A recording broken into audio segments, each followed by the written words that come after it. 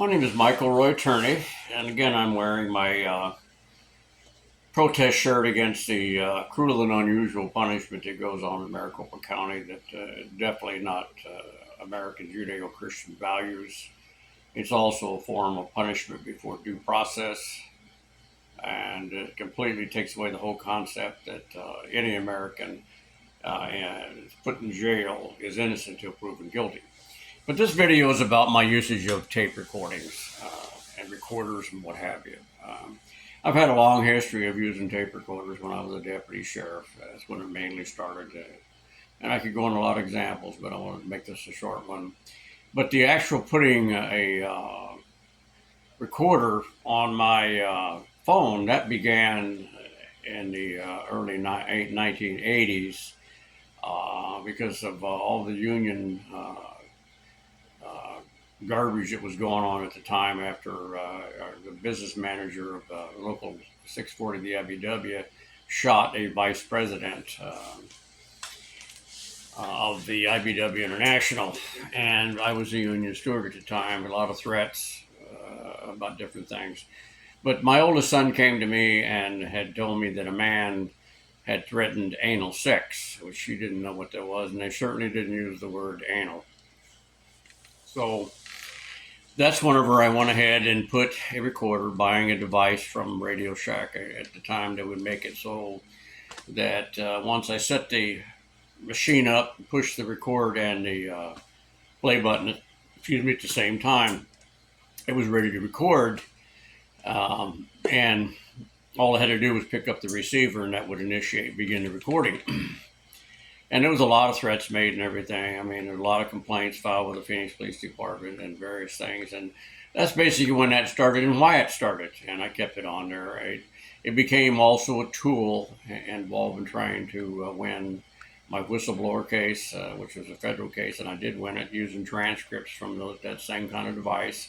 Because in California, you can't record someone unless you give a very lengthy warning that you're recording.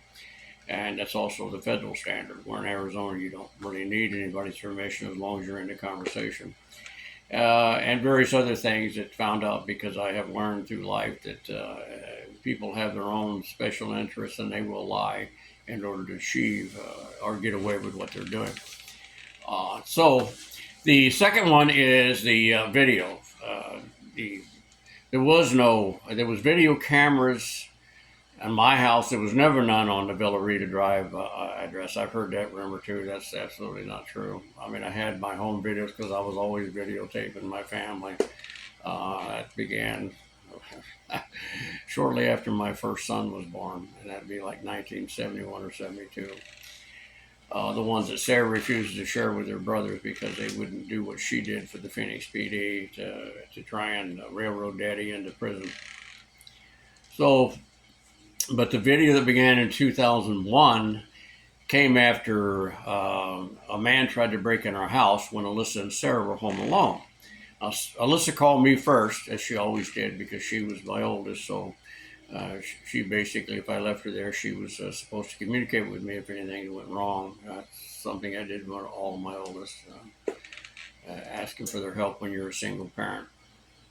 So I advised her, because I was too far away, to go ahead and call 911. And that became more of an issue than the man trying to break in with the Phoenix PD sergeant that came out. A little policy that Phoenix PD had, negative towards their citizens, was that they were,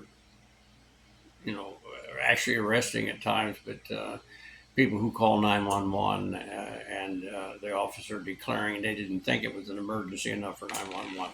So whatever, once we got past that, that's when I went ahead and I was repairing VHSs and had quite a few around, but I had one that was a Sony, I believe.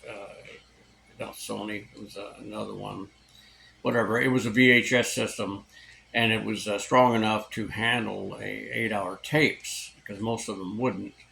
And so I hooked up a camera I had before, which is an inside camera that was attached to a cable that had to be, strung across either the hallway, up in the attic, or I could take it through the duck event, which was much easier. Which my oldest, which was Alyssa, helped me put it in, did have a warning light on it, a red thing flashing. So regardless, that's how we put that in there. And then I took an outside one I bought cheaply, of course, because I didn't have a lot of money, and went ahead and put those and attached those to that VHS. Well, it had the same kind of format as the audio one did, so end of tape, except that one would rewind the tape for you. And but you still had to push the record and push button at the same time to initiate it. And of course, I had it set up to where it just continuously run. I didn't have any motion sensors in that system because they were just wanting too much money for that infrared type of stuff. So it was just basically actuating and it just ran. And I usually did that at night. Many times I do it when I was leaving the home, but a lot of times I didn't. And I didn't do it on May 17th, 2001, which I tried to explain. And if you look at all of the materials that I had, most of which the Phoenix PD confiscated all that, you'll see that this was the same way I explained it to National Center for Missing Exploited Children, the Phoenix PD, and the FBI as to that. And of course, the May 24th one was also the same, similar to it, but what it was with that one, because it ran out, it just shuts off. And you have to restart it all over again by either turning over the tape you had in there, or you could put it in a new one.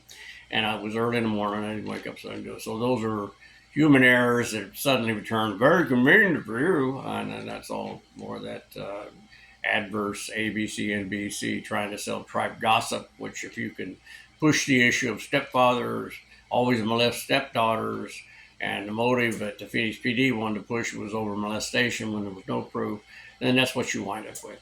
So you want to know why and how that started. That was it. The video of illicit work was a family tradition. She asked for it because Alyssa wanted to be like her older brothers. She had 4 of them. The tradition of the family was to videotape our children at their first job. So Alyssa wanted it for some time, and I, again, got around it when I could. As far as the stalking thing that continues to come in there, Chris Rittenauer wrote a letter, and he also told me more details. Well, he saw Alyssa leaving work with strange men, and he was concerned and wanted to let me know about this. So again, I would show up early, but since the man tried to break in, folks, I transported both my girls to and from school, and Alyssa to and from work. Purposely bought a cell phone so Alyssa could call if she got in a dangerous situation. Not fully aware of her handing out her phone number or even home phone number to men coming through the drive-thru. Those are things you don't want to hear, but that's what come out in the trial and the investigations that the Phoenix PD tried to cover up. And Anderson point blank lying on the search warrant, lying to the grand jury. Alyssa had more than one boyfriend, folks. That's just the absolute truth.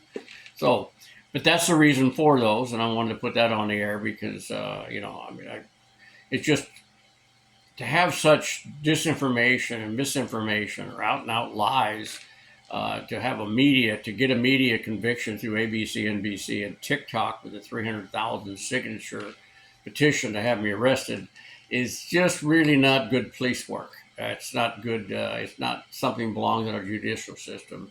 That a prior Maricopa County attorney named Bill Montgomery, Alistair Dale, chose to ignore that. Then a Superior Court judge named Sam Myers had to correct that and bring all this atrocity, witch hunt crap to an end. So good luck to you.